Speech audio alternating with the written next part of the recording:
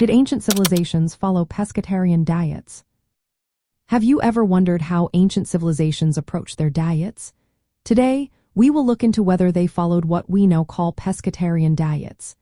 Pescatarianism is a modern term for a diet that includes fish and seafood while excluding other meats. However, ancient diets were not categorized this way.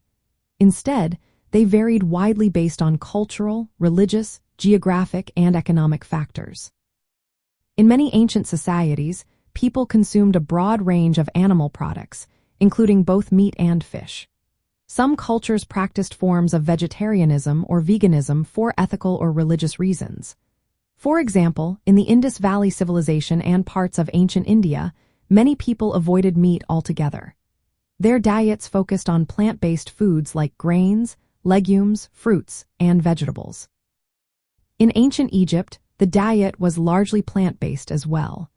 Due to religious reverence for animals, the consumption of animal products was limited.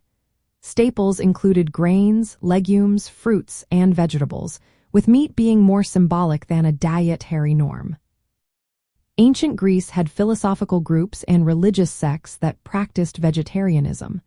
They abstained from meat due to ethical concerns for animals.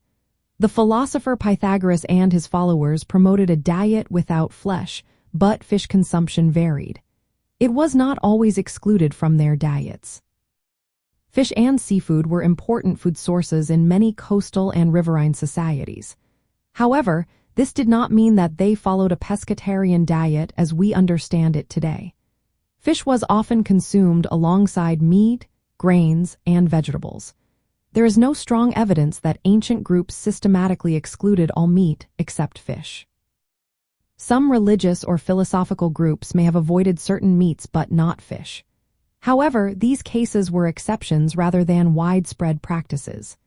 The earliest vegetarian practices linked to Hinduism, Buddhism, Jainism, and certain Greek philosophies often excluded all animal flesh, including fish. When we look at vegetarianism in ancient times, it was often connected to spiritual or ethical beliefs that emphasized nonviolence toward animals. Pescatarianism as a distinct dietary category is a modern concept and does not have a clear counterpart in ancient diets.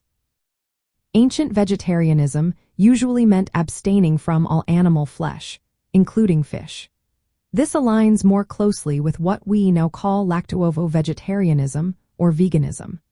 The inclusion of fish in a vegetarian framework would have conflicted with many ancient ethical or religious principles that regarded all sentient animals as worthy of protection.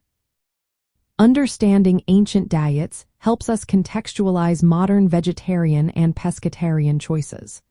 While ancient vegetarianism was often tied to religious or philosophical ideals, modern pescatarianism is frequently chosen for health, ethical, or environmental reasons.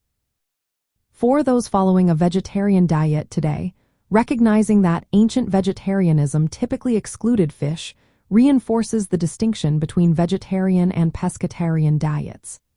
Ancient plant-based diets relied heavily on legumes, grains, fruits, and vegetables, which remains foundational to vegetarian nutrition today. In summary, while fish was consumed in many ancient societies, there is no strong evidence that ancient civilizations broadly followed pescatarian diets as a distinct practice.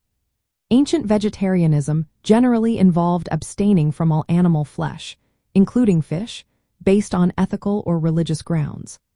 The modern pescatarian diet is a more recent development and differs from these ancient dietary traditions.